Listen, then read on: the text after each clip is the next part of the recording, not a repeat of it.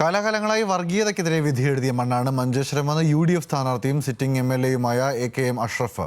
ഇത്തവണയും വിജയം UDF തുടരുമെന്നും AKM അഷ്റഫ് മഞ്ചേശ്വരത്ത് ന്യൂസ് മലയാളത്തോട് പറഞ്ഞു. ലതീഷ് തന്നെ തയ്യാറാക്കിയ റിപ്പോർട്ട് കാണാം. സംസ്ഥാനത്ത് ഇത്തവണ ഏറെ ശ്രദ്ധേയമായ മത്സരങ്ങൾ നടക്കുന്ന ഒരു മണ്ഡലമാണ് മഞ്ചേശ്വരം. മഞ്ചേശ്വരത്ത് ലീഗിന്റെ വിജയം ആവർത്തിക്കാൻ AKM അഷ്റഫ് ഇത്തവണയുണ്ട്. വലിയ വിജയപ്രതീക്ഷയിലാണ്. വലിയ രാഷ്ട്രീയമായി ഏറെ ശ്രദ്ധിക്കപ്പെടുന്ന മണ്ഡലം എന്നതിൽ കൂടിയാണ് മഞ്ചേശ്വരം ഇത്തവണ പ്രസക്തമാവുന്നത്. AKM അഷ്റഫ് ഇപ്പോൾ നമ്മോടൊപ്പം ഉണ്ട്. എന്താണ് ഒരു മാജിക് ഉണ്ടാവും? മഞ്ചേശ്വരത്തെ സംബന്ധിച്ചിടത്തോളം കഴിഞ്ഞ ഒരു 3 പതിറ്റാണ്ടിലധികമായി കേരളത്തിന്റെ അതിർത്തിയിൽ BJP-ക്കാർ അക്കൗണ്ട് തുറക്കുമെന്ന് 5 വർഷത്തിലൊരിക്കൽ മത്സരിക്കാൻ വരുന്നൊരു മണ്ഡലമാണ് മഞ്ചേശ്വരം. ഇന്ത്യയുടെ ഒരു പരിച്ഛേദമാണ്. ഇന്ത്യക്ക് മതേതര മേഖലയിൽ മോഡലായ ഒരു കോൺസ്റ്റിറ്റ്യുവൻസിയാണ് മഞ്ചേശ്വരം.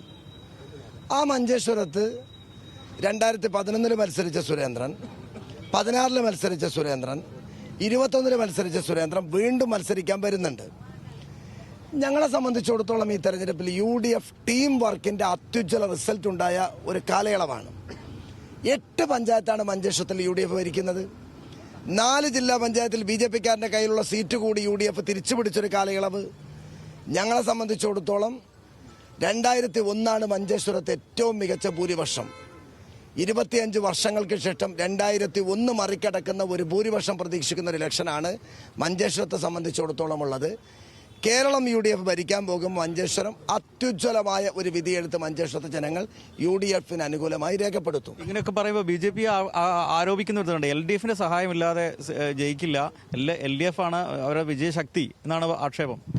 ഞങ്ങൾ ജയിച്ച എല്ലാ തെരഞ്ഞെടുപ്പിലും ജയിച്ചതിന് ശേഷം വിജയിക്കുന്നതിന് മുമ്പും BJP പറയുന്നൊരു കാര്യം LDF-കാർ ക്രോസ് ഔട്ട് ചെയ്ത് വിജയിച്ചു എന്നാണ് ഞങ്ങളെക്കുറിച്ച് പറയാറുള്ളത്.